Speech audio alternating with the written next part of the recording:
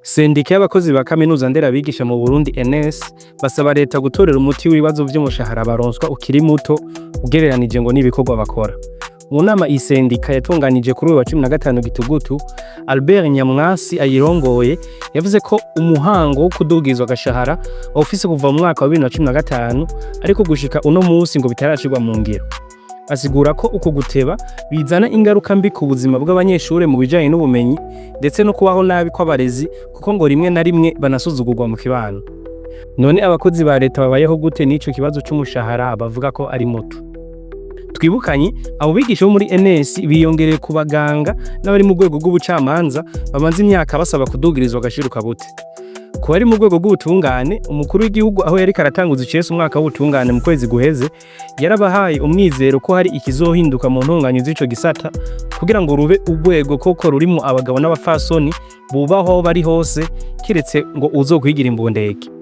Ku ruhande rw'abaganga baherutse guhabwa uburusho bivanye n'ibibanza basanzwe bakoreramo. Abo bakozi ba leta rero basaba ko agashahara kisununwa ngo ntibarira busema.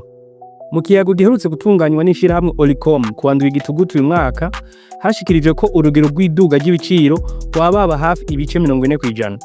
Ngo iryo duga ry'ibiciro rikabije birasubiza hasi ubushobozi bw'umuguzi ngo hageze ku mukozi wa leta ho rikabica bigacika. N'interetse Diomede yigisha ivy'ubutunzi muri kaminuza yasiguye ko ivyo bisigura ko urwo rugero ibiciro biduga ko ari nago nyene rugabanuka ko ku bushobozi bw'umuguzi. Niyo nkuru Fidel yari yaserukiye Syndicat y'abakozi b'abaganga Sinapa we yagize ati iyo bigeze ku mukozi wa leta ubwo bushobozi bw'umuguzi buba ubusa n'ubutakibaho mu ijambo rimwe ngo umushahara w'umukozi wa leta urutwa n'umu edemaso. Niyo nkuru abisigura afatiye ku itegeko avuga ko rishinga umushahara muto wa nyuma w'umukozi SMIG mu Burundi. Ibujumbura iri tegeko ngo rivuga ko iyi SMIG ingana n'amafaranga 160 y'amarundi. Igitega naho ikaba ku mafaranga 105 y'amarundi ku munsi. Ivyo biruko mu gihe umwubatsi w'amazu ahembwa yarenga 40,000, umufasha agahembwa yarenga 25,000 nayo ngo usiga amarangi agahemba 50,000 ku munsi umwe. Niyo nkuru araheza akibaza ati ninde mu fonctionnaire agishobora kwipangira inzu mu gisagara ca Bujumbura ashobora kwivuza no kuvuza biwe canke kubigisha no kubafungurira neza.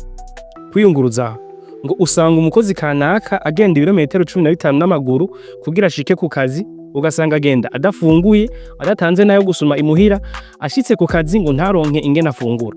Mu gihe bariko barahimiriza ngo ivyo kugwiza umwimbu ngo aho woheze ukaboneka gute ko ngo usanga hari n'abisinzirira ko bageze kubuza. Niyo nkuru avuga ko abakozi biki gihe atacu bagishoboye kuyiha ushize muri ivyankenerwa umuntu wese yategezwa kuronka. Asaba leta guhagurukira biboneka ico kibazo c'iduga ry'ibiciro no kunganisha imishahara kugira ngo umukozi yoroherwe. Abakozi ba leta nuko babayeho muherere? Dusangize muri commentaire.